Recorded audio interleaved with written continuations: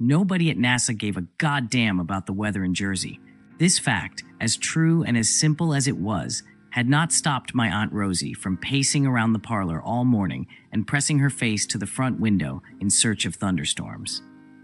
My mother had yelled at her for smearing rouge on the glass, and she, of course, had yelled right back.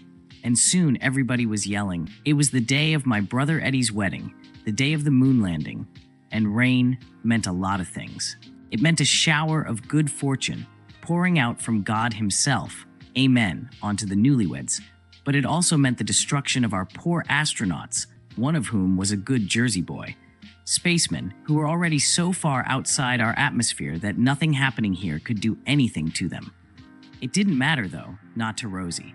They would be struck by lightning, and they would plummet into the Atlantic, and they would die. And we'd lose the race. But it didn't rain. It was goddamn muggy, though. Muggy enough to cause the streamers tied to the back of Eddie and Marie's limousine to half melt and make colors streak down the white.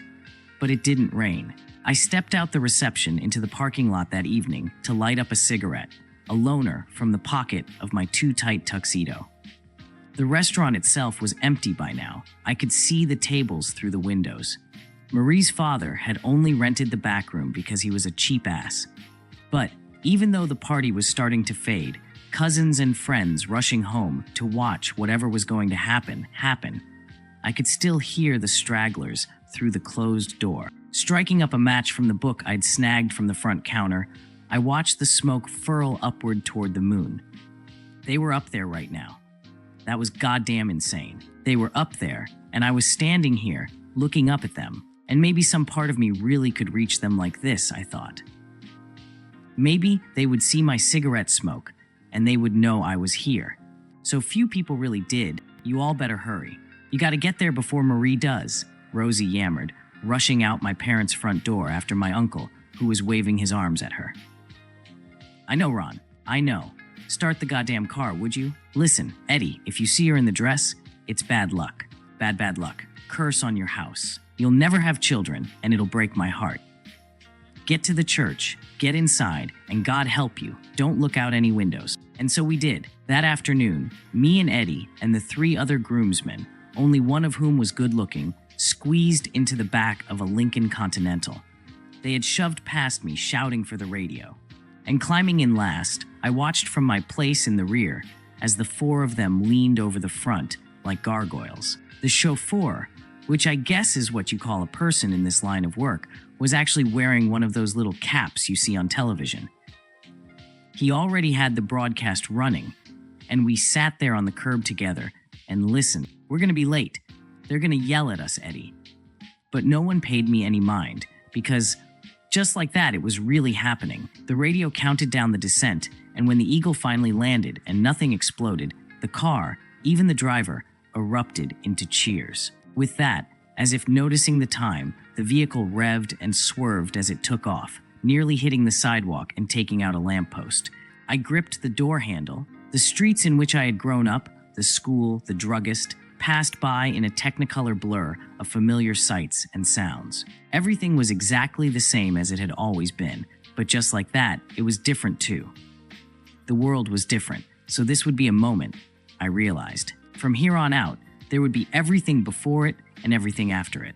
We had to take a detour to loop around because a road was closed, and Marie and her bridesmaids had arrived in the time it took. I watched St. John's rising in the distance. A woman in a pink dress, someone's sister, was trying to flag us down as we rolled up, and I learned later that she had to lock Marie behind a door in the basement where nobody could get a good look at her. On account of curses and all, I took a long inhale of my cigarette, allowing my eyes to flutter closed when I heard the metal door to the hall slam open, followed by the crunching stride of shoes on the pavement. It was not my brother sneaking off to start his honeymoon early, or one of his drunk buddies, or even my father, trying to get away from Aunt Rosie. No, it was a waiter, a tall guy in a greenish vest, his brow glistening with sweat from the kitchen. He was freckled, I remember thinking. They crept up his neck, onto his cheeks, and along his forearms, revealed by his rolled-up sleeves like burning wildflowers, ruddy clouds dotting his skin like poppies. He nearly crashed into me in what may have been anger or frustration, a temperament as red as he was. "Oh, I'm so sorry, sir. I wasn't watching," he muttered hurriedly, running a hand through his orange hair and offering something of an apologetic, gap-toothed smile. "You're fine, pal. No harm done. You good?" Yeah. Cigarette break. You got a light?" I nodded, handing over the book of matches as he pulled a carton of Luckies from his back pocket. He lit one up and gave me a nod, blowing his first puff over his shoulder as if to be polite, as if I were not an expert in the same goddamn bad habit he was. "Thanks a million. You're allowed to smoke inside, you know?" "Guess, sir, not me. I gotta come out here," he explained. "Oh, my mom don't know I do it?" I replied with something of a weak laugh, shrugging my shoulders. I spoke up again, only to fill the abrupt silence. "And she also don't know that I know that she does too. Out the bathroom window, you know? To be sneaky?" He laughed the way a movie star laughs, full-bodied and hearty, golden, before blowing out another cloud of smoke. It mingled with mine, and together, it whirled upward toward Aldrin and Armstrong. "It, looks like a nice wedding," he said. "You with the bride or groom?" "The groom's my brother," I replied. Deciding I really should be less of a brute, then I stuck out a hand to shake. "Dominic Moretti. People call me Dom. People call me Barty." He watched me smoke for a moment before flashing a grin, cigarette nestling securely into the space between his teeth. "I bet you they're missing you in there, Dom. Saw you really cutting a rug earlier. No one even knows I'm gone." But I knew what he had meant. The band had struck up an old favorite, and I, swaying to the music, found my arms wrapped around the pink chiffoned back of bridesmaid Nan Chabowski, 26, pretty, and bored. For the moment, she did not sway with me, regarding me the way a person regards socks on Christmas. They're fine, of course, but not what you wanted. Still, I had been paired with her during the wedding, and I guess we were supposed to dance together. Everyone else was. She draped her wrists over my shoulders, not really touching me, but making it look like she was. She kept peering around the room. "They landed on the moon safe, you know?" "We heard on the radio," I said, trying to strike up some kind of conversation. "Aha," Nan replied, glancing over her own shoulder, nose wrinkling. "You haven't seen Joey, have ya?" I told him I'd save a dance for him back at the church, but Marie paired him with Rita on account of them both being giants. "God, I hate being this petite," she huffed, turning back to meet my eye level, which, of course, meant that I was also petite. "No, I ain't seen him." "Oh well," she hummed, turning back around and continuing to scan the room. "Maybe I can make this work. If he sees us having a real swell time, I can say, 'How old did you say you were?' You're Eddie's younger brother, right?" "I'm 19. Today, actually. It's my birthday." "Oh, teenager." Sighing, I tossed my cigarette to the ground and crushed it beneath the toe of my dress shoe. "I don't really know that girl, you know. She's just friends with my brother's wife. I danced with her to be nice," I replied, leaning back casually and crossing my arms like in a Western, but looking more crabby than cool. Barty gave another one of those boisterous laughs at that. I studied the way his whole body seemed to shake with the life of it, and I found I was almost jealous of him, of how he laughed. I could not remember ever laughing like that. "Besides, you should be nice to me," I added quickly, if only to distract myself from Barty's form. "I'm a customer. I'm always right, ain't I? And it's my birthday." His eyes widened. "Wait, what? Your brother picked your birthday to get married? Ain't that a goddamn bite? Now it'll be his anniversary, and not your birthday. That's sorta low, if you don't mind me saying so. But I guess I already said it. I mean, it was the only day the church had. I'm not sour about it. I get it. Weddings are a big deal, and all that. Well, happy birthday, Dominic Moretti." He met my eye, holding my gaze for only a moment before blowing another cloud of smoke over his shoulder. "Yeah, thanks. Turns out, you're the only one to tell me that today. No fooling? I'm sorry. Birthdays are rotten things. I turned 19 in January myself. I think I've hated being 19. 18 was better, but I've always really loved being born in January. Feels like standing in a doorway almost. 1 year's done, so the next one starts right up with me. I can count them on myself." I offered a nod at that before pointing up at the sky to the moon. More than half of it was covered in shadow, so that we could see only the curve of its milk-white edge jutting out among the stars. "Tonight's a doorway too, you know," I said. "They're up there on the moon." Do you think they landed on the shadow part or the light part? I clicked my tongue, nostrils flaring.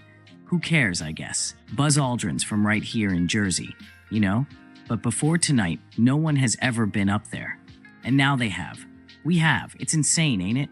I can't stand it. Everyone's home waiting to see them walk out, and we're all stuck here eating goddamn chicken. I sniffed, flailing my arms a bit to gesture at the restaurant. Sorry, it was good chicken. Barty laughed. I don't give a damn about the chicken, Dom. I didn't cook it. And yeah, maybe everyone's sitting at home, and maybe we're sitting here, but they're up there, the people who really matter. So how about that, huh? Not one of us is up there. That's how it goes. Everyone's always doing something better, and nobody ever gets to do what they want, he continued dully, shrugging his shoulders. For a moment, he glanced back to the hall doors, which still sat shut tight. Oh, what do you want to do then? Other than this, I guess working other people's weddings isn't really all that good of a time. I rambled. Did you always want to work in a restaurant? I wait tables, Dom. I ain't a chef or even goddamn maitre d', he scoffed, taking another long drag of smoke. It whirled around his lips. No, you know what I want? I saw in a magazine once, there's this monster that lives in a lake in Scotland. Back in the 1930s, this surgeon took a picture of it. An actual doctor, so it's true.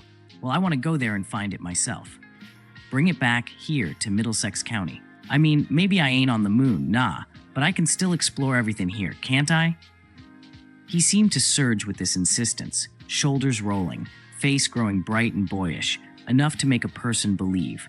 He glowed, really, with this kind of light I was noticing for the first time ever, one that could put the crowded moon to blushing shame and make me blush too. Well, why don't you then? Well, why don't you go in there and tell everyone it's your birthday? And they'd better not forget it. I did not have an answer to this, so slumping a bit, I simply shrugged my shoulders.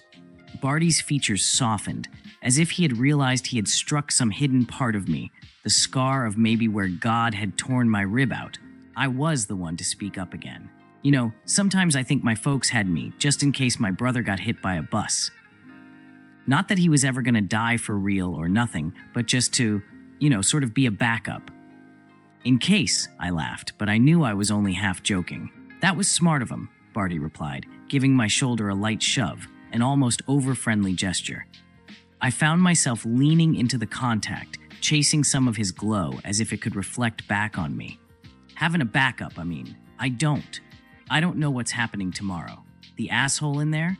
He's gonna fire me tonight. No, don't tell me he ain't. He's not done it yet, but when I walk back in there, he's gonna... I broke a dish and he shouted at me, so I told him to kiss my ass for good luck. He patted his back pocket, where his cigarette carton was sticking out. Nobody'll even notice I'm gone neither.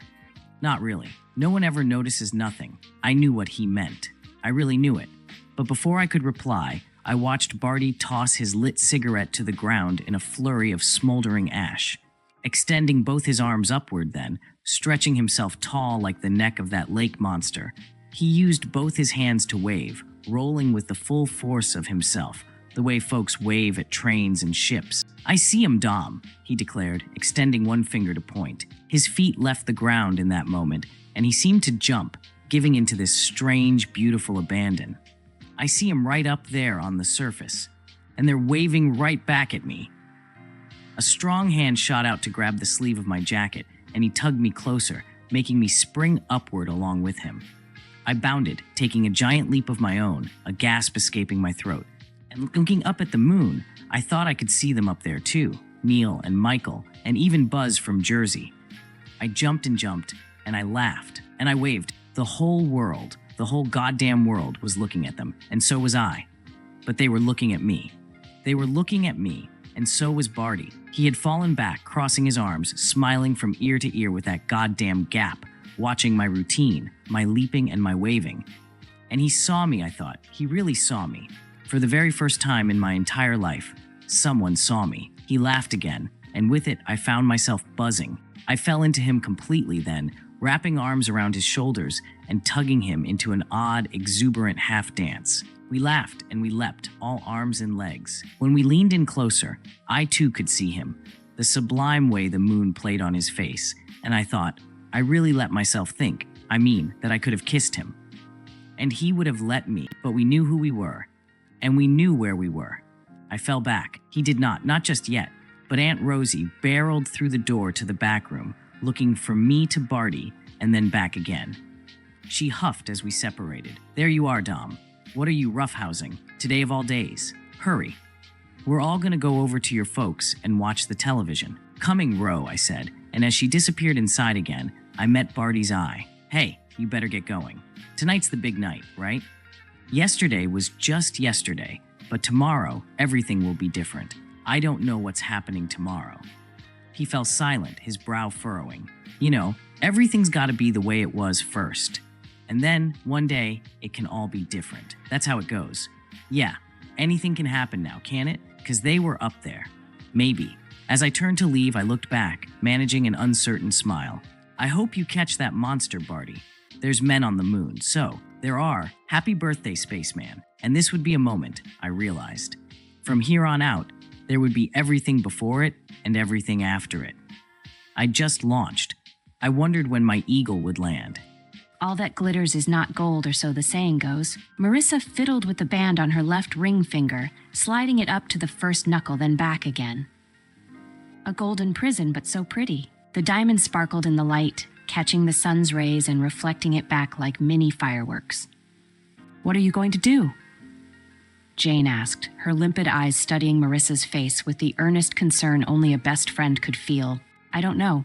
Marissa huddled in the chair she'd pulled up to Jane's island bench, her head throbbing with the echoes of last night's excess. Jane, however, looked fresh as a daisy. How could anyone look that beautiful after a night like last night? Marissa groaned. She just felt old. It's only been 2 years. You don't have to make any decisions now, Jane assured her as she sipped her steaming morning coffee. 2 years since Rob passed. 2 years a widow. Everyone said to give it time. But Marissa didn't think all the time in the world could erase her guilt. At Jane's insistence, she'd taken the ring off last night. Her naked left finger felt forbidden and risque. 3 mojitos later, she was dancing with no inhibitions. Fun, flirty, and fancy-free. Grabby hands, sweaty palms, throbbing music. She'd become the center of a sensual world where names and faces blended into feeling and pulse. She'd kissed him. That much she recalled. He tasted of smoky scotch. Her arms had twined about his neck as they writhed to the beat in the sultry, dark shadows of the chic upmarket bar. Marissa glanced up into her best friend's face. She didn't need to complete that sentence. Jane knew her too well. No, hon, you didn't. I'm your wingwoman, remember? I'd never let you get into a situation you might regret. It was a relief. She studied her phone on the bench like a ticking time bomb. The screen had gone blank, but she could remember the text, word for word. Hey, I had a great time last night. Thanks for the dance. You up for coffee anytime soon? Luke, her stomach churned. What kind of name was Luck? What had she done? Don't stress it, babe, Jane said, and she reached across the table to take both of Marissa's hands in hers. Just say thanks, but no, guys get rejections all the time. Just be honest. Here, I'll tell him. Jane snatched the phone from the table, her thumbs flicking over the keys. No, what are you saying? Marissa cried, scrambling around the table to grab her phone. Jane skittered away, keeping the device just out of reach until she pressed send. There, done. She smiled as she passed the phone back to Marissa. What did you say? Marissa searched for the thread. Thanks. I had a great time too. I'm sorry, I'm 2 years a widow. Too much baggage to start anything new. Jane! Marissa gasped at the audacity of her friend. How dare you? What? Did you want to see him again? No, yes? Oh, I don't know. But you shouldn't reply for me. Hon, you've been staring at that phone for an hour. Put the guy out of his misery and let him move on. But it was my decision to make. You weren't making a decision. You were angsting over whether or not you should wear your ring. Marissa nearly dropped her phone as it vibrated and a text pinged. She was almost too afraid to look. Well, with fumbling fingers, Marissa opened the text. I understand. I lost my partner to cancer nearly 5 years ago. If you ever feel like that coffee, and I mean coffee, give me a call. Look, at 3:15 the following day, Marissa was certain she was going to die. She was nearly positive she had dysentery, or gastro, or appendicitis, or some combination of all three. She waited, at Jane's insistence, seated at the back table of the coffee shop, her stomach churning. When she had arrived at 3 o'clock, she'd slipped her ring from her finger and tucked it into her purse. At 3:01, she had dived madly back into the bag and jammed the gold band back onto her finger. As the minutes ticked by, she fidgeted and fiddled with the ring so many times, twisting it off, pushing it on, that her finger had become red and inflamed. "Hi, sorry for keeping you waiting." Startled, Marissa glanced up from her study of the diamond on her left hand. Her gaze passed a solid chest covered in a casual, unbuttoned shirt thrown over a t-shirt with sleeves rolled to the elbows, skittered past a pair of lips whose texture she refused to recall, and settled on eyes that were a faded blue, surrounded by a network of creases that crinkled with his smile. "I'm Luke." He extended his hand and she absently placed her own in his. "Marissa." It seemed a little odd to introduce themselves so formally, as the last time she saw this man was up close and very personal, when her lips were meshed with his. "Oh God, how humiliating. I'm not sure if this is a good idea. It's only coffee. It's just I've never..." She couldn't finish her sentence and looked down at her fingers, surprised to see them absently twisting her wedding ring. Off, she still couldn't decide. "It's okay, I get it. No pressure. How about you leave the ring on?" She glanced up and was caught in his understanding gaze as he sat opposite. "You don't have to explain. I just feel like I know who I am when it's on. I don't recognize myself without it." "I get it." He did get it. Coffee became dinner. Dinner became dessert. And dessert led to a kiss goodnight, which did not evolve into something more. But for the first time in years, Marissa thought it might be nice to want that elusive something more. She studied her reflection as she removed her earrings and wiped away her makeup. There were fine wrinkles around her mouth and eyes, but she'd like to say they were from laughing, not crying. 30 was not old. She had an entire lifetime left. She took a deep breath. Life was for living, she decided. Rob may be gone and he had ripped out a piece of her heart, but maybe, just maybe, it was time to move forward. Slowly, she twisted the gold band from her finger examining the pretty sparkle in the harsh bathroom light. It was a beautiful ring. She loved it as much as she had once loved Rob, and it would be a shame not to wear it. With that thought, she slipped it onto her right finger. It felt heavy on the other hand, a weight there that was unusual, while her left finger felt strangely light, or empty. Channeling her inner Beyoncé, she flapped her empty ring finger while humming the catchy Single Ladies chorus. It was better than the other Beyoncé song she had sung about boxes to the left. Still humming, she opened her closet. There, packed up and untouched, were the boxes. Perhaps now she could give them to Goodwill. 2 years ago, she'd thrown items in each box randomly, unable to see through her tears as she'd torn his clothes from their hangers and tossed his personal items in one at a time. It was the night Rob told her he was sorry, but he was leaving. She'd yelled, screamed, cried, and begged.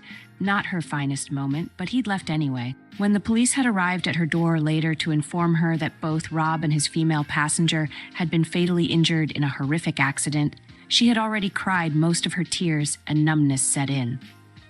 After that was guilt. Had she wished him dead? Then relief that she did not have to explain to anyone why and how her marriage had failed when she had never actually understood the reason. So for 2 years, she lived without living, trapped in her failed marriage, and enduring the condolences of her friends and family. No more. Life was for living. She dumped the cardboard boxes by the front door, then opened up her phone. "Hey, look, had a lovely time? Maybe we could do it again?" The response was almost instant. "Would love to."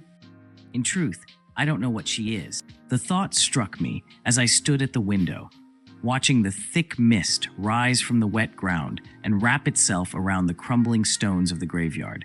A near constant stream of cold air whistled around the old window frames, carrying with it the scent of damp earth and decaying leaves. Her cottage, draped in ivy, sat next door as it always had, although I will confess to a suspicion that one day I will wake up and her house will no longer be there. As usual, her thick curtains were drawn shut. Her garden, which also backed onto the old graveyard, was well kept, except for the rose bushes, which were all wilted. Her name is Alara. We met for the first time on the day I moved in. With our houses set apart from the rest of the village, I didn't think it would be too long before I met my new neighbors, but she took the initiative quickly. One moment, I had been alone in my garden, piling boxes on the lawn to sort for unpacking. The next, she was there. She seemed to be roughly the same age as me, though over time, I could guess she might be much younger or older. She was delicate and otherworldly, with a simple, accessible beauty. I felt drawn to her from the first moment we met. "You like to read," she said. A statement, not a question. "I love to read," I told her. I don't remember much else of the conversation, just the first words we ever spoke to each other. Over the next few weeks, we bumped into each other often.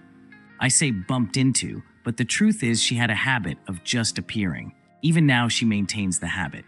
She drifts in and out of my life with no pattern. Each time she appears, it is as if she hasn't been away. Sometimes she'll pick up the last conversation we had, days later, as if she had somehow skipped the intervening time. In time, she offered to show me around the area a little, and we began to walk together. It didn't take long for a routine to form, although the thread connecting us never felt anything more than fragile.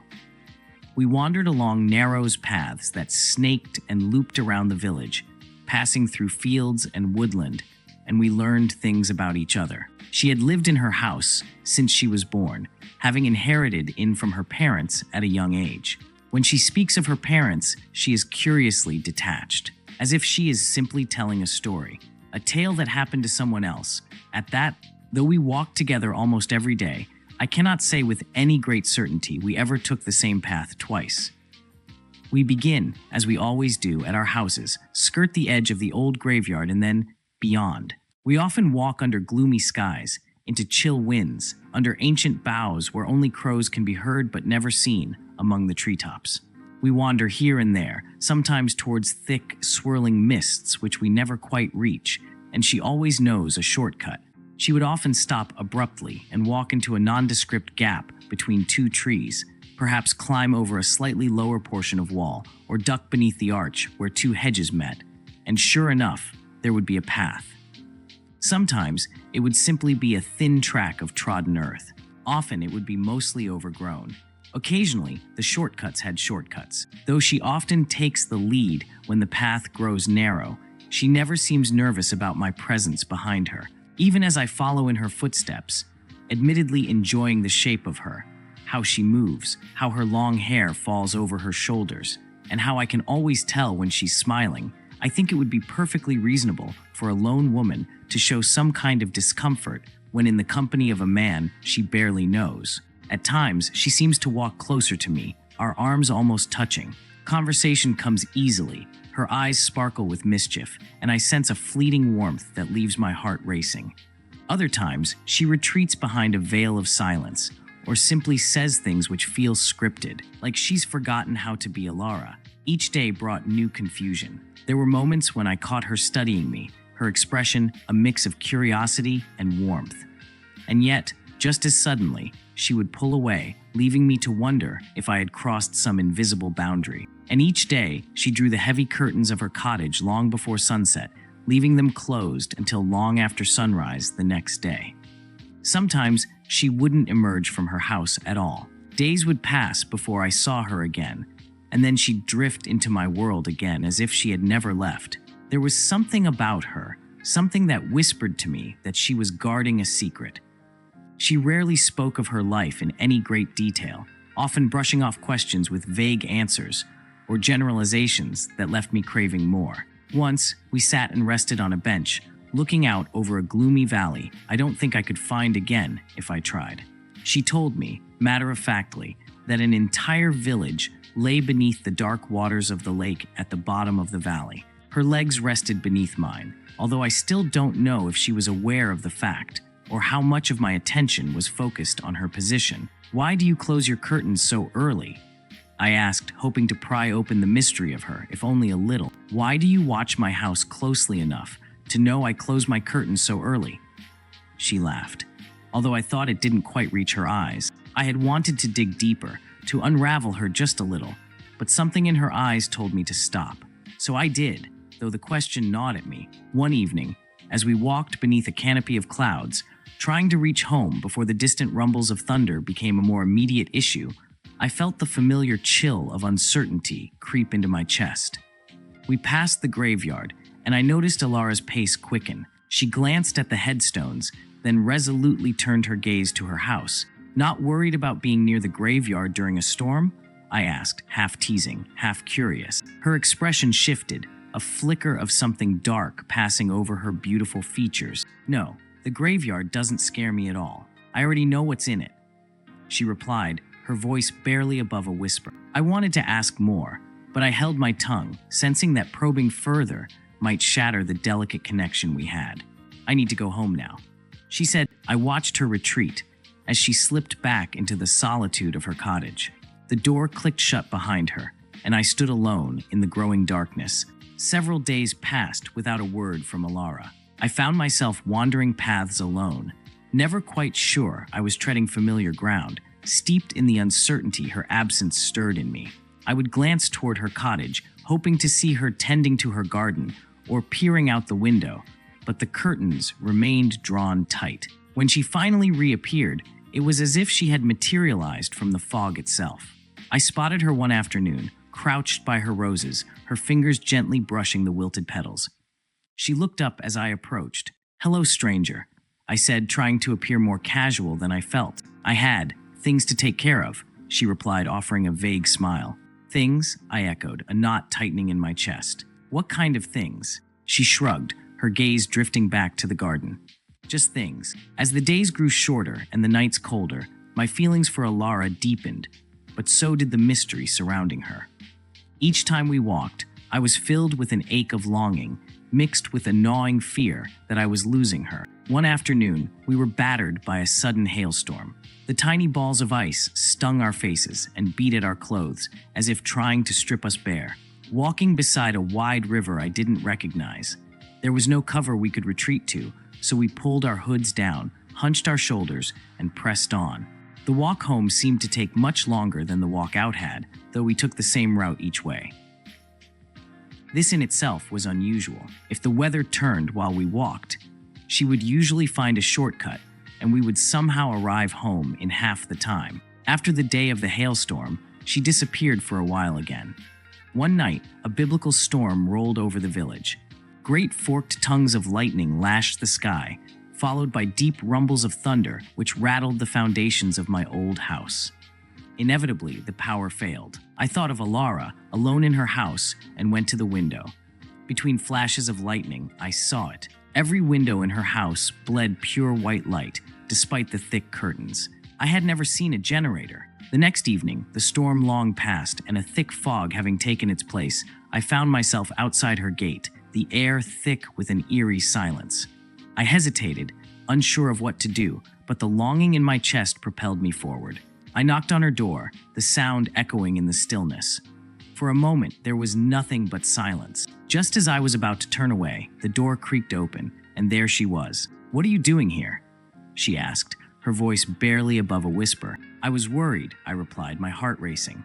"You've been gone for days. I told you I sometimes need to deal with things," she said, a hint of frustration coloring her words. "I could help," I urged, stepping closer. "You don't have to do it alone." Her gaze flickered toward the graveyard behind her cottage, and for a moment, I thought I saw a shadow pass across her face. "You don't understand," she said, her voice trembling. "I can't let you in." I hadn't asked to enter her home. "What are you afraid of?" I pressed. "I used to see things when I was little," she said, "out there, in the graveyard.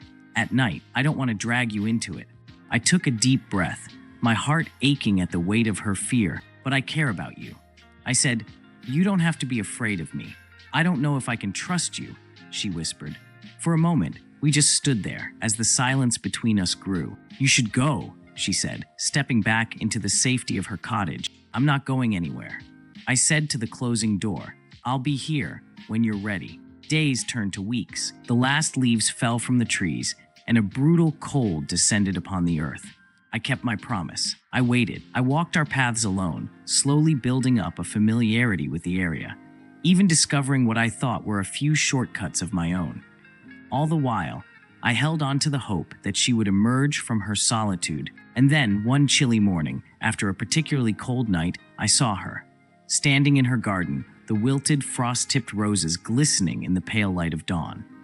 The curtains of her cottage were drawn back, and I felt something rise within me. "Can we talk?"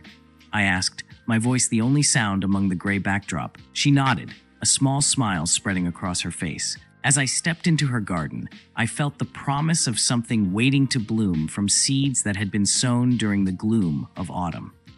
Amelia's world shattered like delicate glass, pierced by the jagged shards of Sean's infidelity. 6 months ago, her life was a vibrant tapestry, woven with love, trust, and laughter. She and Sean shared 7 blissful years, building memories, forging an unbreakable bond, or so she thought. Jill, Sean's best friend, was a constant presence, welcomed into their home, their lives. Amelia never suspected the serpent lurking beneath the surface. The text messages exposed the truth: Sean's betrayal, Jill's deceit. 3 agonizing days passed before Sean confessed. Amelia's heart bled, torn between love and anguish. Their separation, now 2 months long, felt like an eternity. Amelia's days blurred together, a kaleidoscope of emotions: fear of losing Sean forever, fear of forgiving, fear of moving on. Love still lingered, a lingering flame refusing extinction. She questioned her own worth, her judgment. Sean's absence haunted her. Their once shared laughter echoed through empty rooms. Amelia struggled to reconcile the Sean she knew with the stranger who shattered their vows. As she wandered the desolate landscape of her heart, Amelia confronted the daunting question: could she forgive Sean, or would fear forever hold her captive? Amelia's phone buzzed with Sean's incessant texts, each apology a fragile attempt to mend the shattered pieces of her heart. Flowers arrived at their home, once a symbol of love, now a poignant reminder of his betrayal. Lunch deliveries to her workplace served as a constant reminder of his presence, his attempts to reclaim familiarity. Despite the gestures, Amelia's wounds still bled.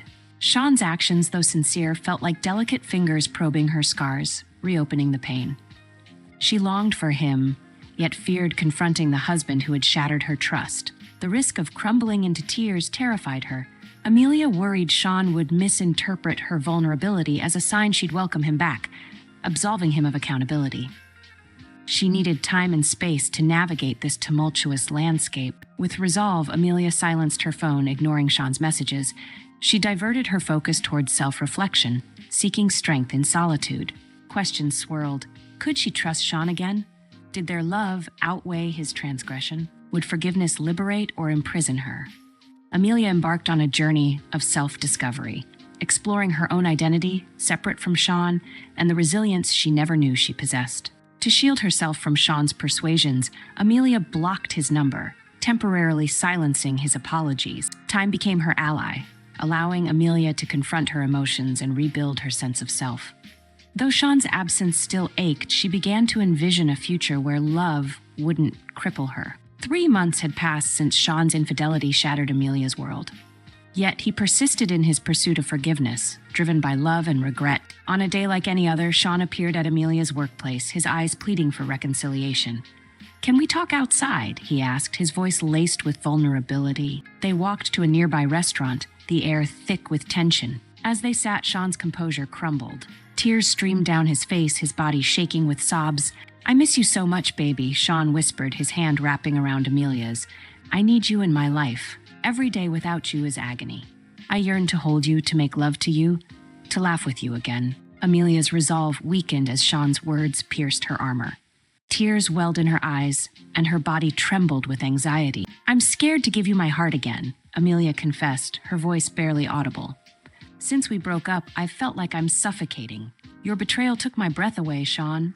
You broke me." Sean drew closer, embracing Amelia tightly. His warmth and familiar scent stirred forgotten memories. "Let's work on our marriage, scared and all," Sean whispered.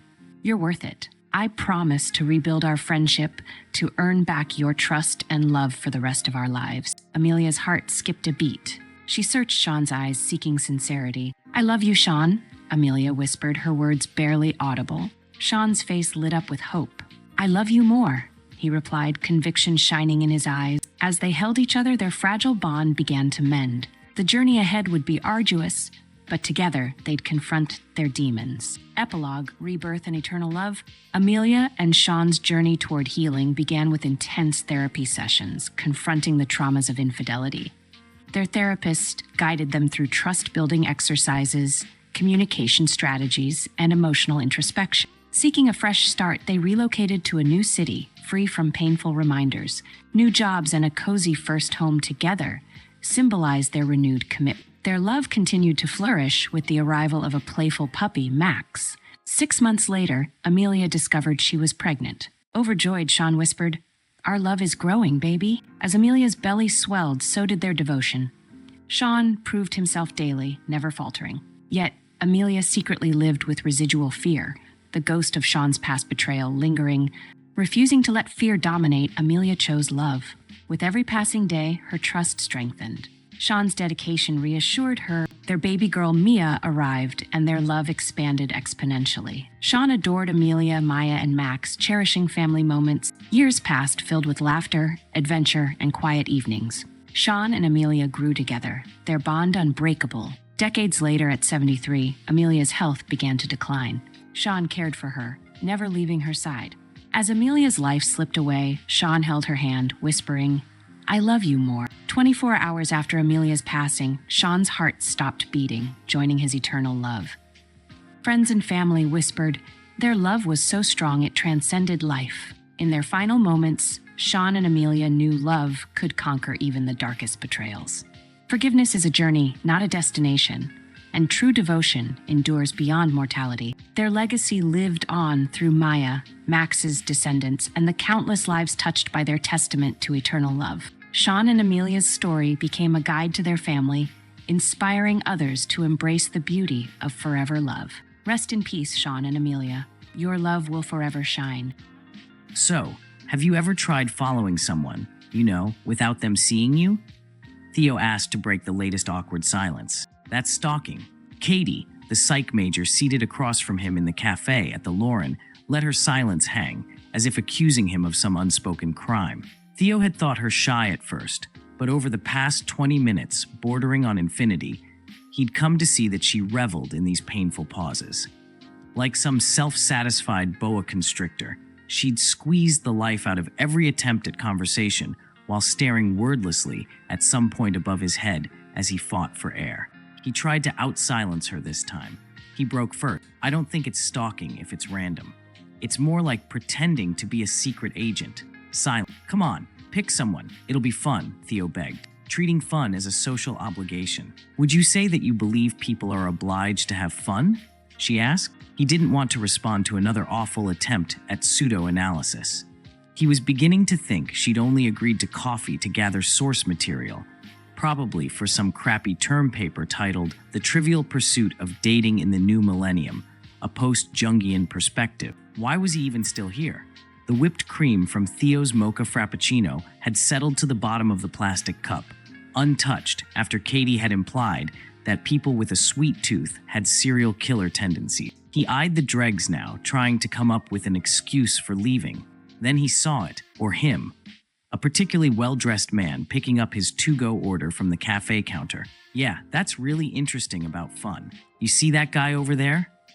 He nodded in the direction of the man, who was wearing a gray fedora and had gathered up his covered cup. "I'm gonna follow him, so I have to go now. Sorry, I guess it's a compulsion of mine. Anyway, it was nice to meet you." "Fine, I guess I'll go with you," Katie said, standing as Theo did the same. Damn, perhaps the word compulsion had triggered her psych senses. Still, walking was better than sitting, as they left the Lauren and trailed the man down Riverside Drive. The guy they were after was wearing a full flannel suit, despite the sunny September day in Austin, but that wasn't what struck Theo as odd. As he and the psych major hung back for cover behind a lady walking her beagle, he realized the man's gait was strangely perfect. Watch anyone walk for long enough, and there'll be some kind of fluctuating asymmetry. A foot turned inward or outward, one shoulder higher than the other, a slight tilt of the head, a human imbalance. Not so with the man in the gray fedora and suit. He moved like a metronome come to life, making an exact 90-degree turn towards the river. Back ramrod straight, he took a seat at the first open bench that overlooked the walking trail along the water. Theo and Katie stationed themselves under a nearby tree. "Pretend we're talking about something," Theo said, as the man's head scanned the horizon, making a smooth arc from left to right. Something. So something and then something," she said. "Oh yeah, haha! Something is something. And I'll tell you something else about something," Theo said, then smiled because this was better than their actual conversation in the cafe. He felt a tightness in his chest when Katie smiled back. The man at the bench was now examining his coffee cup. Then he removed its lid and inspected that. A group of pigeons had gathered near the man's gray shoes. The man looked at the birds and poured some coffee into the lid as if to offer it to them. There were no takers among the pigeons, so the man sipped the coffee from the upturned lid instead. The birds skedaddled for the sky as the man sprayed coffee from his mouth. Katie giggled, then Theo fake coughed in case the man looked their way. But their target was already back up and on the move, his forlorn coffee cup left behind on the bench. But he can't just leave his coffee, Katie protested. He probably doesn't know that because he's an alien. Theo started to follow the man down the walking trail. Wait! Katie grabbed the rejected coffee, then walked gingerly after Theo because the open cup was still steaming hot and nearly full. He slowed down. You just can pour some or even all of that out, right? Right? It's bad for the environment. The coffee? He asked, stepping closer. No, the cup. And I can't just throw it away and waste the coffee. You're going to drink it? No. What if that guy put drugs in it? Here, you take it. She held the coffee cup out to him. Are you trying to roofie me? Theo asked. He groaned inwardly when Katie stared at some point above his head again. But then her eyes drifted down to meet his. Maybe, she said. Their hands met over the coffee cup, and they stood there, caught in a different sort of silence. Theo and Katie. Maybe it was the smell of coffee caught on the river breeze, coupled with the excitement of stalking a stranger, however briefly. Or pheromones. Who knows? These things just happen, completely forgotten. The man in the gray suit took off at a light run down the trail. Still perfectly balanced, of course. He cut across Riverside before the river railroad bridge, then zigzagged through some trees before making his way onto the tracks where a train was idling. He strode past graffitied, oxidized boxcars before stopping in front of one that was completely gray, without a mark in sight. The man hoisted himself up through the open sliding doors. Once inside the gray boxcar, he stared at another man in a gray suit who did the same. Both men had no eyebrows, but that didn't seem to bother them. The man already waiting in the boxcar held a sort of clipboard, if one could call it that. It looked like it was made out of multicolored fireflies. Two yellow lights drifted closer to one another, then turned a pulsating blue. The man did something with his hand, and the clipboard twisted out of sight. Now there was nothing to distinguish him from the other man who had just arrived. As the train began to move, they stared at each other for— Dear book, I don't know how much longer I can keep this up. We've been on 4 dates in the last 2 weeks. 4.5 if you count our miracle of a meet cute at the library. But it's all about to implode. I can feel it. Earlier today we went to a place called What's a Burger Between Friends. What's a Burger for short. Ridiculous name, I know. God, I was so nervous. If I could still sweat, I would have sweated right through my shirt and my jumper. One of the few perks of being dead, I suppose. No more sweat. I couldn't sleep a wink last night.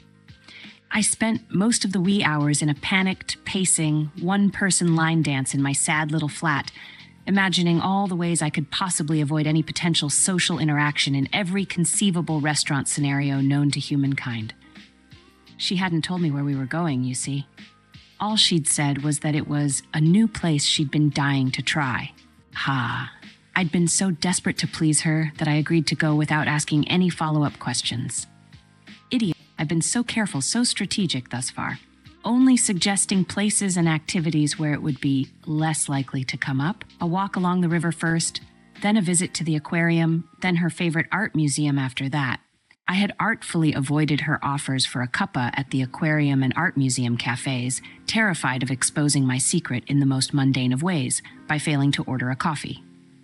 But when she jokingly asked if I was an alien who had no need for food or drink, I felt that my repeated evasions had raised too much suspicion. I had to prove to her that I was a perfectly normal, perfectly alive human being who very much needed food and drink in order to keep living. Hence, the burger restaurant, another miracle.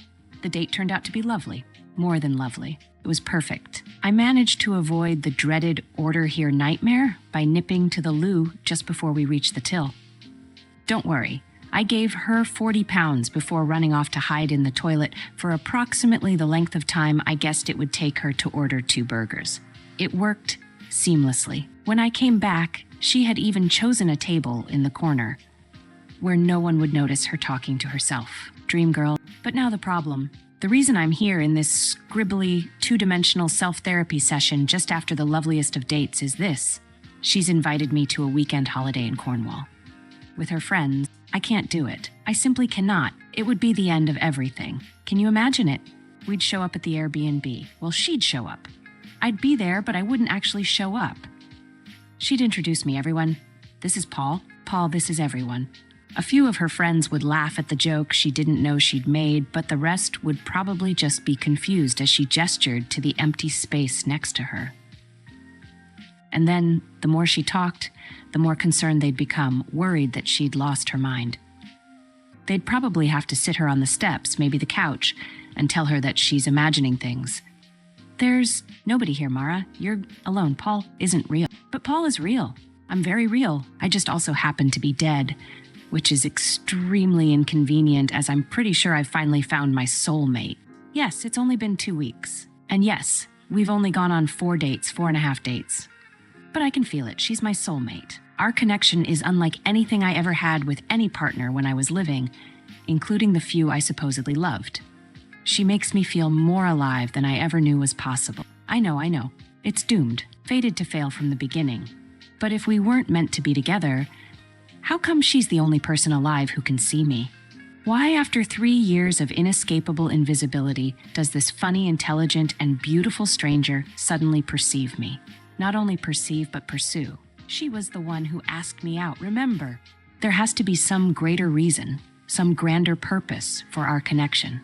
After 3 years of being completely and utterly invisible to everyone, even dogs for God's sake, Mara sees me. She actually sees me. I don't care how it's possible. But I know there must be a why. Dear book, I told her I couldn't come to Cornwall because I'd be out of town that week for a work conference in Cardiff. She thinks I'm in cybersecurity, so I told her it was a cybersecurity conference.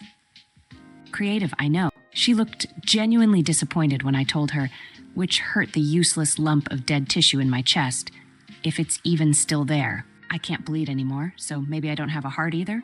Either way, I'm not curious enough to perform my own autopsy, especially seeing as I can still feel pain. The universe really is quite cruel. I don't know how many times I've cried out, "Why me?" these last 3 years, but after seeing the look on Mara's face yesterday, I'm starting to think I was a genocidal king or something equally as horrible in my previous life. And this is my karmic torture.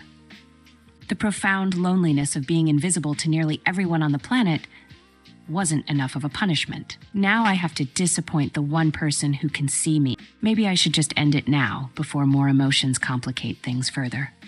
Before I have to hurt her again. If there is an again, that is. Maybe she's already moved on. Maybe there will be an old flame at the Cornish cottage in the form of a fit and charming living man who will sweep her off her feet so swiftly that she'll forget about me completely. And maybe that's for the best. Dear book, it's a miracle. Actually, it's 3. Miracle number 1. Mara is back from her weekend trip and she has not forgotten about me. In fact, when she returned, she came straight to the library to find me. She didn't even go home to get changed first. She still smelled like the train and everything. Miracle number 2. We made love for the first time, and it was possibly the most enjoyable experience I've ever participated in life or death. Then we made love a second time, and it was, without a doubt, the most enjoyable experience I've ever participated in. She howls like a wolf when she's excited, and now I can't hear a dog bark without getting a little aroused. Miracle number 3. There's a loophole. There's a bloody loophole, book. Allow me to explain. So the other day we were wandering around the library, my favorite pastime, as you know, when she bumped into a colleague from a previous job. Instinctually, I tried to disappear between the aisles of books so that she wouldn't have to face the awkwardness of introducing an invisible person. But she was too fast. She grabbed my arm before I could flee, and then she did what I had been fearing since day one. She introduced me. Having grown rather accustomed to being unseeable 99.9% of the time, I scrunched up my face like I was waiting to be smacked. And then came the laugh. But it wasn't the awkward, confused laugh I had expected. The one you'd use to fill the silence after someone introduced you to a non-existent person. It was a polite, amused laugh. And then this happened. The colleague said to me, "I guess I should have showered at the gym." I was dumbfounded, gobsmacked, bewildered. I just stood there, staring at this stranger, who smelled fine, by the way, the second person in 3 years to acknowledge me. "Paul," Mara asked, "are you okay?" Luckily, I recovered quickly, made some sort of witty joke, and the conversation went on like any normal running into a colleague conversation would. Later, Mara suggested we go to her favorite cafe for lunch. Normally, I would have come up with an excuse to avoid any interaction with a host, server, or other cafe goers, but now I was nervously curious. I said sure, and we went to the cafe. If my heart worked, it would have been pounding violently with fear. Mara talked to the host, who sat us near the window, and then when the server inevitably appeared, he looked directly at me and asked what I'd like to drink. Once again, I was positively bewildered, gobsmacked, dumbfounded. Turns out, whenever Mara is with me, I am seen. Not just by her, but by anyone. I become alive again, in more ways than one. I went home and cried that day. This is it. Mara is my second chance at life. Dear book, I went to a dinner party last night. An actual dinner party with actual people who actually spoke to me, mostly about sports. Who cares? Politics, boring, work, get a life, and their children. But I loved every second of it, until Mara left me alone. I was talking to this guy, Roger, about a book we'd both just read, a thought-provoking take on consciousness, when Mara's friend, the host, called her into the kitchen to help with the food. As soon as Mara left the room, Roger stopped mid-sentence, stared past me blankly, and then walked off. I'd become invisible again. It felt like being stabbed, but in the stomach this time, not the neck. Then, just before we sat down for dinner, I was helping set the table when Mara disappeared again, the loo this time. I put the plate of veg I'd been carrying on the table, then watched in pain as the host frowned at the plate, confused. "How'd that get there?" she whispered to herself. "A ghost," I whispered back. Not that it mattered. I could have screamed in her ear, and she wouldn't have heard me. But enough with the pity party. Back to the real party. When Mara returned, we all sat down and ate. The food was the best thing I'd tasted in 3 years. The wine paired perfectly, and the conversation was better than any book, movie, or piece of music I'd consumed since death. I didn't want it to end. Please, universe, don't let this end. Not yet. Dear book, I know I haven't written in a while, even though I'm talking to more and more people these days. Thanks to Mara, I don't feel like I have much to say anymore. As grateful as I am for this newfound visibility, this second chance at life, I'm also growing a little bit tired of Mara having to be there for me to be seen and heard. It's not that I don't love her. I love her more than I've ever loved anyone. But that's the problem. My entire life, my afterlife, I'm not sure what to call the stage of existence, is now defined by her. I don't exist without her. And I'm no couples therapist, but that doesn't sound terribly healthy. Anyway, just wanted to check in and say that I'm still here. In some ways, and I moved in with her. She has a much better view of the city than my sad little flat. Dear book, we just had our first proper scream in the street and slam some doors fight. I don't even remember what it was about, really. Something to do with the dishwasher, I think. But of course, it wasn't actually about the dishwasher. It's never about the dishwasher. It was about how she's always there. I remember at one point, I yelled, "I'm tired of only existing when you're around." And then I threw a dish. Well, it slipped out of my soapy hand and shattered on the floor. But I played it off as if I'd thrown it in anger. Now that I think about it, she responded in sort of a funny way. She'd said, "Don't make the rules, Paul." What rules? What was she talking about? The rules of being in a relationship? Perhaps I'd misheard her. Maybe she'd said, "Don't take me for a fool, Paul," or "You're such a tool, Paul." Whatever the case, we're not speaking right now. I've gone back to my sad little flat for the time being. To be honest, I kind of missed it here. It's actually a bit of a relief to be invisible again. I can sulk on the sidewalk without anyone asking me what's wrong. Dear book, another miracle happened. She apologized. No, she didn't just apologize. She also made it up to me in the most unexpected way possible. She bought me a car. A bloody car. "I want you to feel like you're free," she said when she handed me the keys. It was a strange gesture and an even stranger thing to say. "I want you to feel like you're free?" But the situation was already quite delicate, so I didn't question her. I could have stolen a car and gone for a joyride hundreds of times over the last 3 years. And while I thought about it a lot, I never actually did it. If I'd been out in the country where no one could get hurt, I probably would have tried it. But I was in the middle of a densely populated city, and I had no idea how my curse would affect the car I was driving. Would other drivers see the car? Or would it turn invisible too?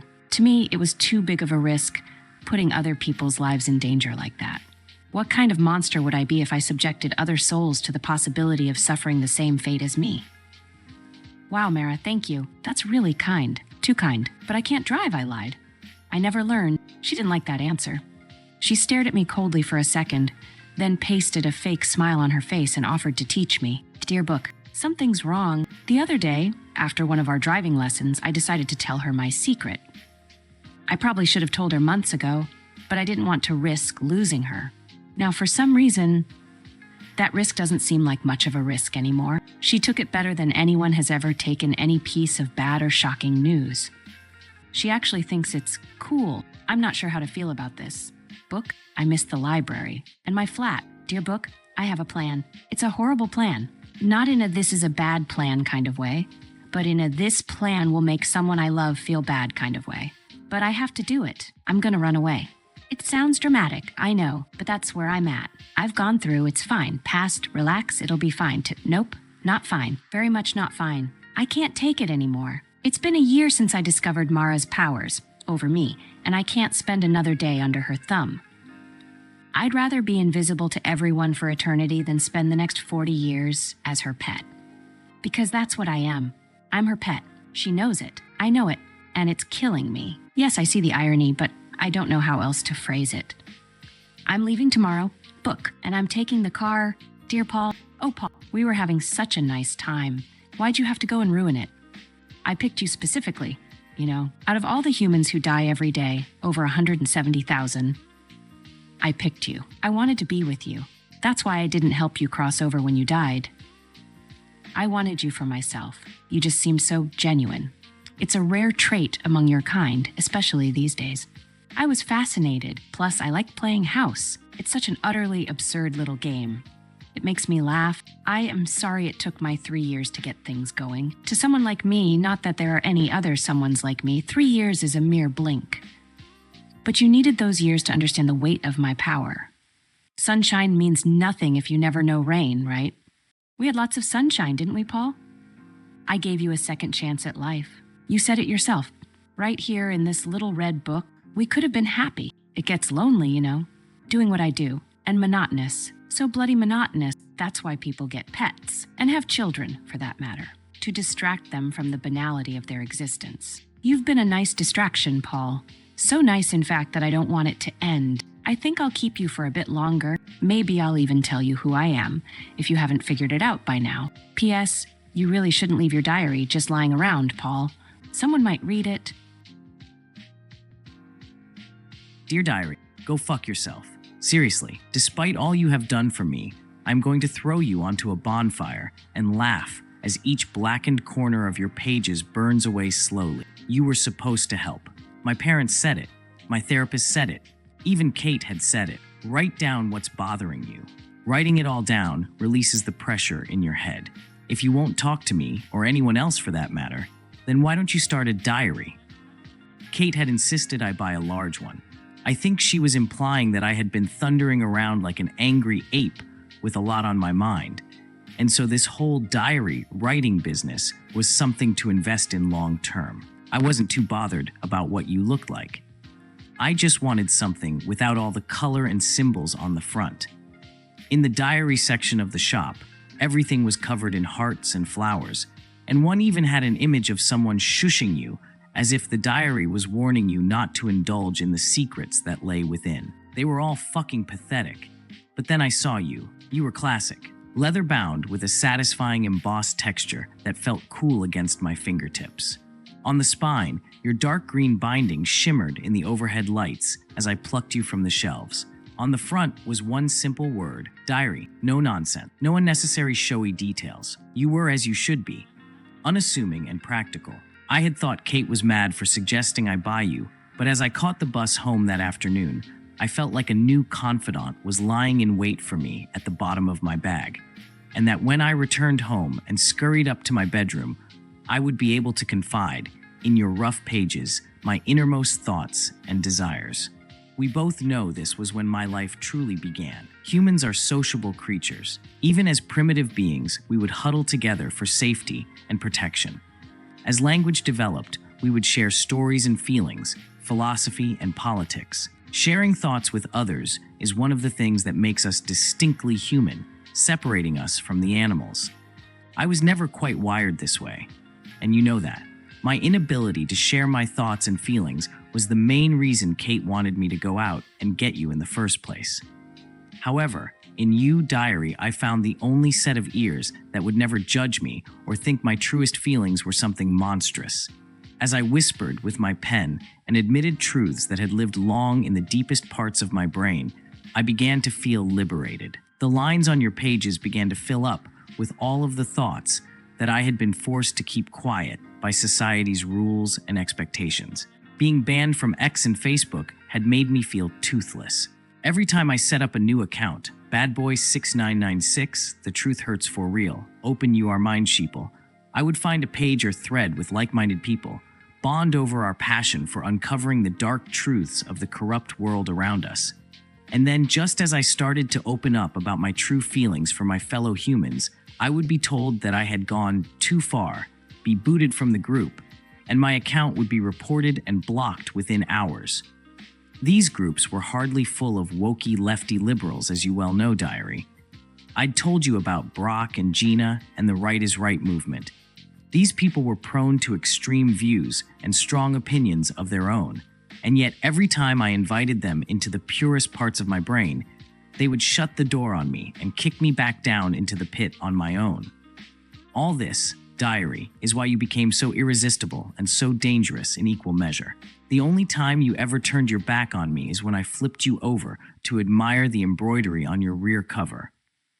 I would tell you about my dreams, the details of which would make my mom or dad cry with shame, and yet you would invite me to turn the page and tell you more, fill you up with my shame, and watch you present it back to me with pride and power. Then I started to tell you about Kate.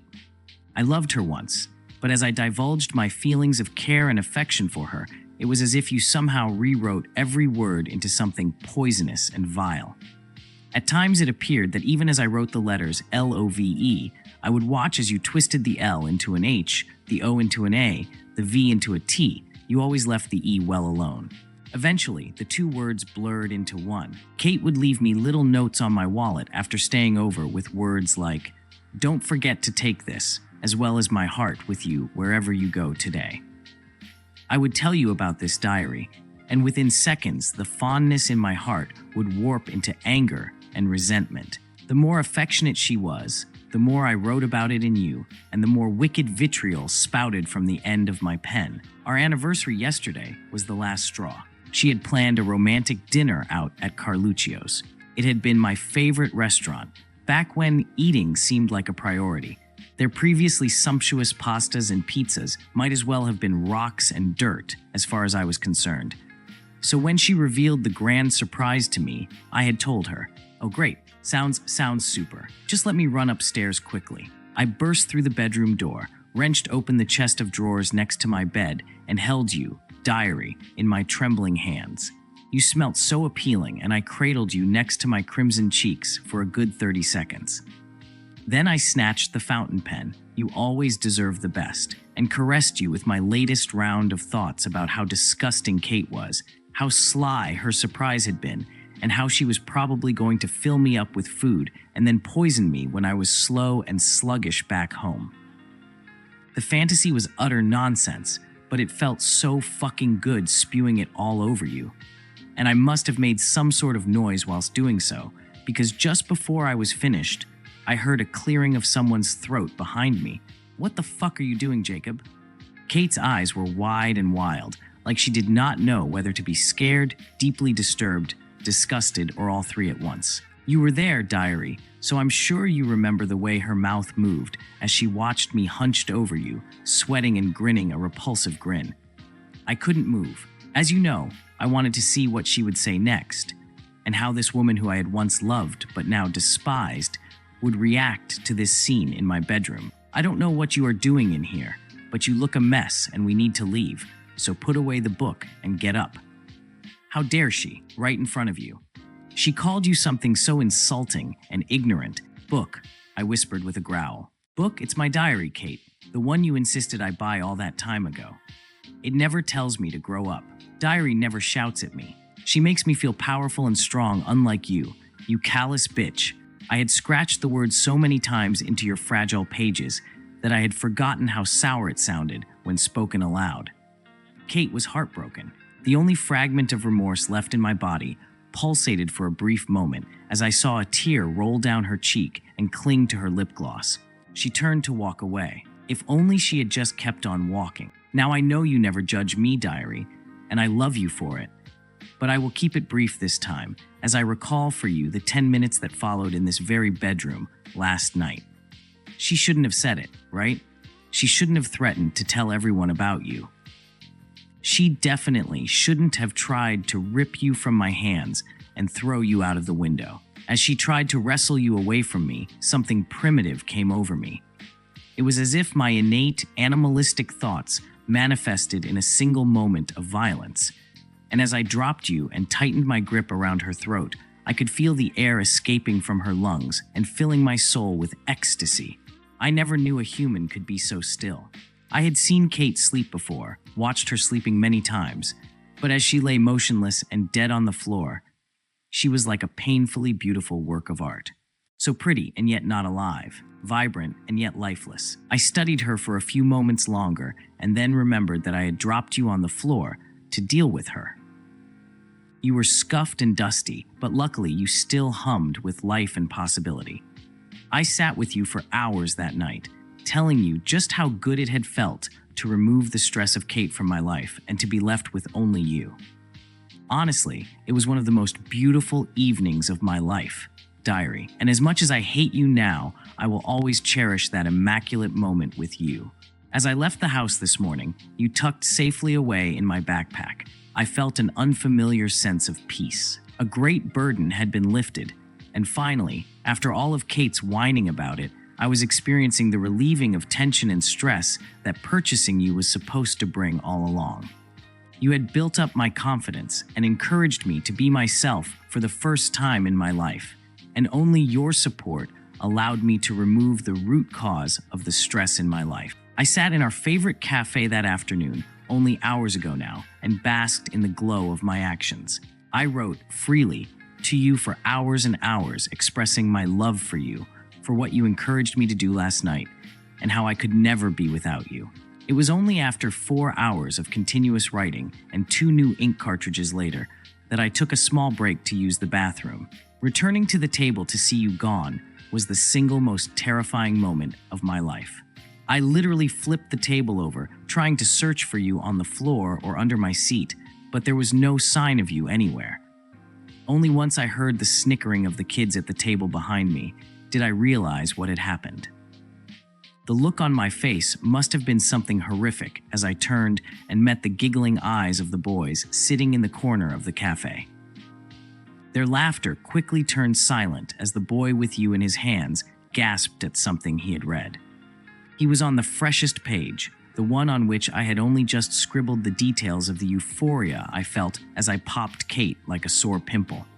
The boy's head slowly rose to meet my eyes, and I recognized the terror on his face as being akin to the same feelings I had when I thought I had lost you. But there you were.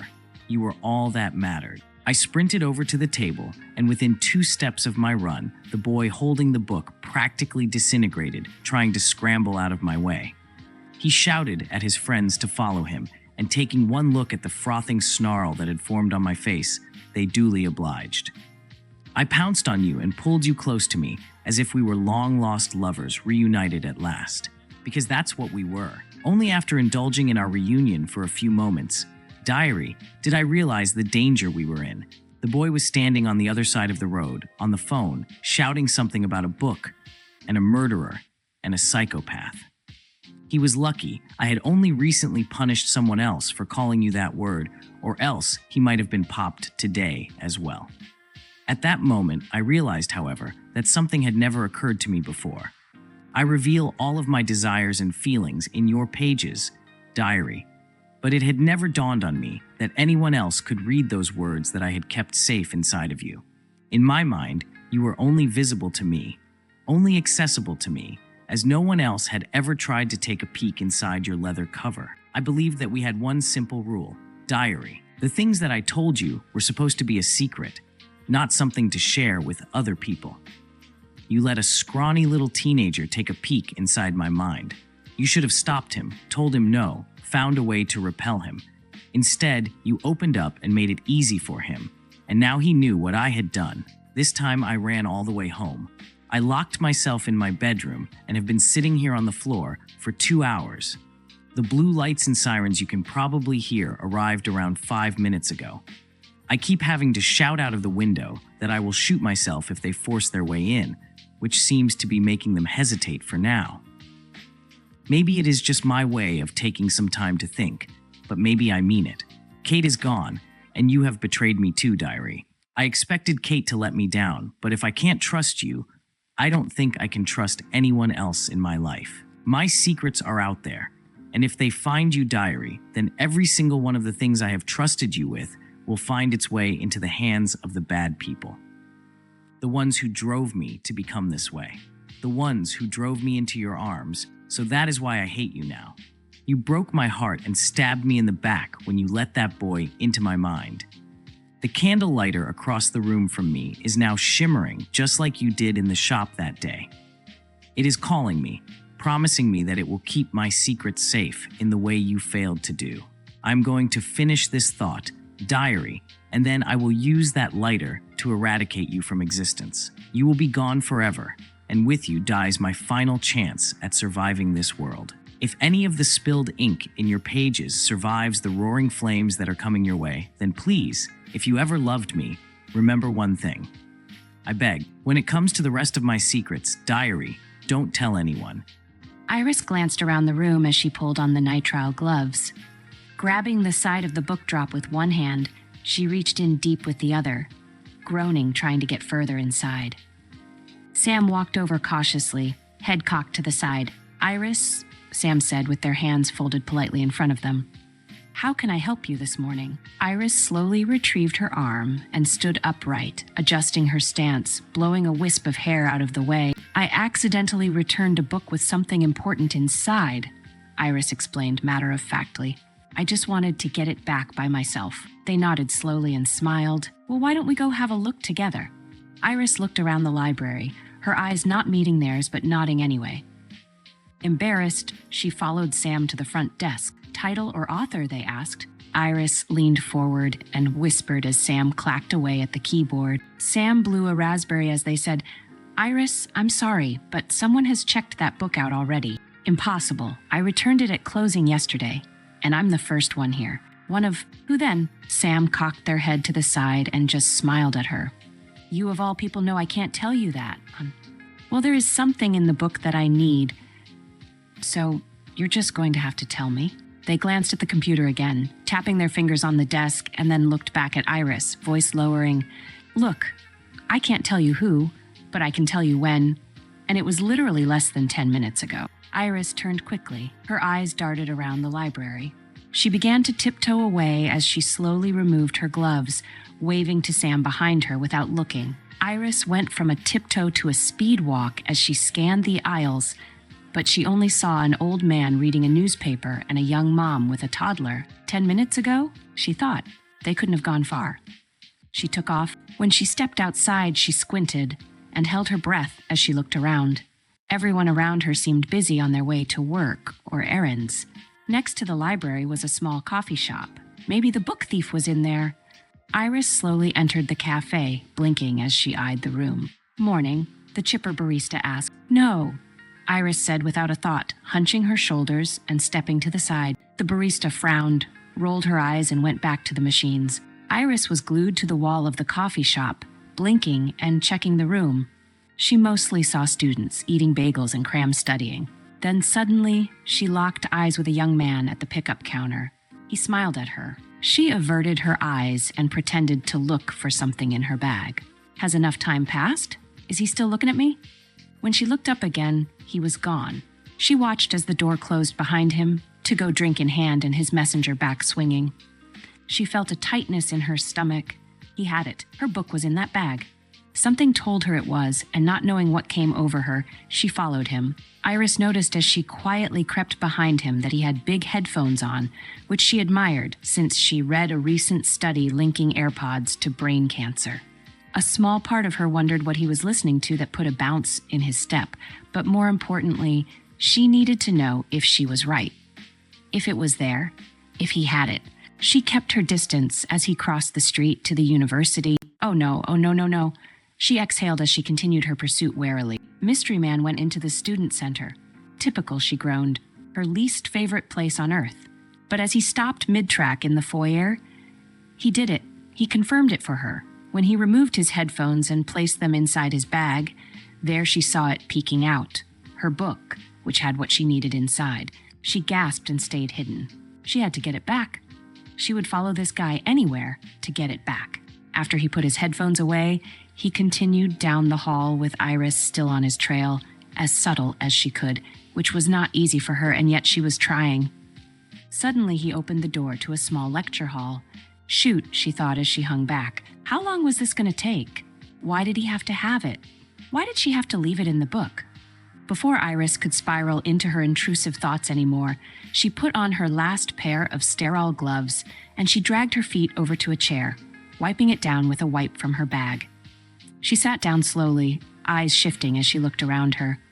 Her heart had been racing non-stop during this chase to get it back, but as she sat down, she collected her breath and tried to remember what the grief counselor had told her last month. She closed her eyes and counted. After several deep breaths, she slowly opened her eyes and took in her surroundings. When she looked to her 2 o'clock, there was a couple holding hands, and there appeared to be something wrong with the girl's eyes. At her 3 o'clock, a professor walked by them in a hurry, sipping from his thermos, dropping his cable-knit cardigan and not realizing it.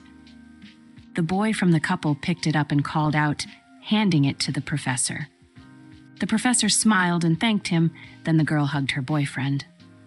Iris looked away, then her eyes darted again. At 11 o'clock, there was a grand piano where someone was playing Debussy. At 9 o'clock, Iris saw a young girl reading. When she looked out the window, she saw some students kicking a hacky sack and many others just walking, scrolling on their phones, backpacks bouncing, the day ahead, their future ahead. Iris had a backpack once. Now she only had an emotional one filled with anxiety and obsessions and, at her most paralyzing, agoraphobia. She felt numb as she watched all the potential around her, remembering everything that had happened. It hadn't worked before. Would it ever? She didn't want to be there, but needed to wait for this man, this boy, whoever he was, to give her the book back. Iris tried to tune out all around her and sat frozen, eyes locked on the door of the classroom. The longer she stared, the wood grains played tricks with her mind, the swirls reminding her of an Edward Munch painting. She blinked and twitched as she counted the ticks of the clock on the wall not far from her. When the classroom door finally opened, Iris moved to sit in a way where she could see in her peripheral vision when the young man would come out of the classroom. She watched as he finally strolled on by, and then she quietly stood up and began following him again. This time, the journey took them outside, through the town square and towards the bus stop. He unexpectedly jogged over to the bus just as it pulled up, barely making it, and before Iris knew it, the bus took off. Her jaw dropped. What just happened? She was determined to not have a panic attack. Not here, not now. Snapping out of it, it suddenly hit her what she had to do. She spontaneously grabbed a free tourist bike that was near her and sat on it. Stop, what are you doing, Iris? You can't hold this bike without any gloves, and you certainly can't ride without a helmet. She internally freaked out. Deep breath, 3 counts. Iris, you need it back, so just do it. She wasn't as used to this voice in her head, and was keenly aware she would lose him if she didn't just go. Against her initial instincts, she pedaled and began to follow the bus. When the book thief got off 10 minutes later, Iris nearly crashed the bike as she hid behind the bush, clutching the bike handles. Desperate, he wouldn't see her. He had his headphones on again and walked down the path, that stupid messenger bag slapping his legs. Be careful, cringed. Her book was inside. She jumped off the bike and smoothed out her clothes as she creeped behind him from a short distance. Mystery Boy stopped and spun around, giving Iris no time to hide or run or do anything other than stare, wide-eyed and mouth agape. "Can I help you?" she was asked for the second time that day, triggering her, "Why does everyone always ask if I need help?" she burst. "I did need help, an hour ago. I sure could have used someone to show me how to order a coffee, or hand me some extra gloves since mine ran out, or give me a helmet, or to give me some common sense to not follow a complete stranger who could be a psychopath. But no, I'm fine." "Can I help you, sir?" He raised his eyebrows. This girl was amusing and terrifying, and he surprisingly loved it. His expression softened. She was harmless, and he didn't really care that she was following him. He was simply intrigued to find out why. "Okay, let's try this again," he broke the silence. "I'm Jack." "No," Iris shook her head. "J names?" He chuckled. "What's wrong with Jack? It's classic." "Okay, your turn. Who are you and why are you following me?" He wasn't rude, he was calm and curious. He said it in the nicest way possible, and when he spoke, she wondered who his dentist was. Her heart was racing. Not because this morning she had misplaced it, not from all the sneaking around, not from the bike ride, but from this. From him, this kind and tall boy questioning her. The longer she looked at him, the funnier she felt in her stomach. What was that smell? What kind of soap did he use? Why was he looking at her that way? She exhaled and put her hands together like she was about to pray. "I believe you have something of mine, and I'd like it back." Her shoulders dropped, relief flooding her. That wasn't so hard. Jack adjusted his hold on his bag. "Huh." Now it was his turn to make a scrunched-up face. Headphones around his neck and other hand in his pocket, his gaze continued to make her feel uncomfortable. She had only seen his back all morning. Now that she had a good look at his face, she felt attracted to him, which was a scary, unfamiliar feeling. Iris shook it off, and realizing she was only 2 feet away from her book, she finally begged, "Can I please just have it back?" Jack was so amused by this mystery girl and smiled. "You're the girl I saw this morning at the coffee shop." Iris began fidgeting. "Yes, just give it to me." "Wait, how long have you been following me?" he inquired calmly. "Whatever it is you're looking for. I'm sorry, but I think you got the wrong guy." "Give me the library book," Iris demanded, extending her hand, trying not to meet his eyes. It finally dawned on Jack, so he reached inside his messenger bag and slowly handed it to her. She grabbed the book from him, and as her fingers shuffled the pages, the whirring got louder. The back cover snapped shut, and she blinked. She flipped through it again. Where was it? Iris stood in shock, not accepting that it wasn't in there. It had to be. How could she lose it? How could she be so careless? Jack looked at her with kind eyes, wanting to help her, but not wanting to offer again or make any other sudden moves. Iris was exhausted. She stared at the ground, defeated and downhearted, fighting back tears. She held the book back out to him. "Here, take it." Jack slowly put the book back in his bag. Iris hugged her arms around her and stared at the constellation of pebbles on the ground, silently counting by 3s. "Is it any good, the book?" he asked. "Of course it is. He is one of the greatest authors of all time." Jack smiled. "What's your name?" He couldn't figure out what it was, but something about this girl had a hold on him. From the second he saw her in the coffee shop, he wondered about her. He was secretly glad she had followed him. She didn't scare him at all. He was riveted. "Iris," she mumbled. "Iris," he exclaimed. "Wait, is this yours?" He reached inside his bag and handed her a small envelope labeled Spicy Iris. Iris shrieked and grabbed the envelope and hugged it close, tears stinging her eyes. She did it. She made it here to him. She climbed a mountain and didn't fall, and now that she had it back, she would never let it go again. For the first time in a long time, she felt at peace. She could get home easier now, breathe easier. "Everything will be okay." She wiped her eyes and looked at Jack. "Thank you," she could barely get out. He could tell this was a big deal, that her journey had been a long one and not just the events of the morning. He watched her, fixated. His phone buzzed and he ignored it. He was invested in this. He had to know everything about her.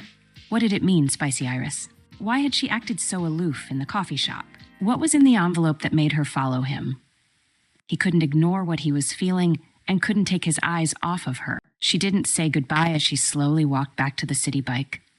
She maybe would have under different circumstances. He was a J name after all, but he was really handsome. If and when she wanted to see Jack again, she knew now that he had a library card, drinks coffee from the coffee shop, that he has a class on Wednesday mornings in the place she still avoids. Despite the chaos of the day and what was at stake within the book, she discovered today she was capable of more than she thought. If she breathed through it, she could do it again if she really had to. If it came down to it, Sam from the library would be able to help her. It wouldn't be the first time they had bent the rules for her. Iris did nod at Jack and give him a small smile of acknowledgement before she turned around and pedaled back to town. As he watched her leave, he felt weak in the knees. The distance she put between them quickly snapped him out of his daze, and he headed her direction without thinking twice. Jack had found his new obsession, and now it was his turn to follow her. He would follow her until they both got what they needed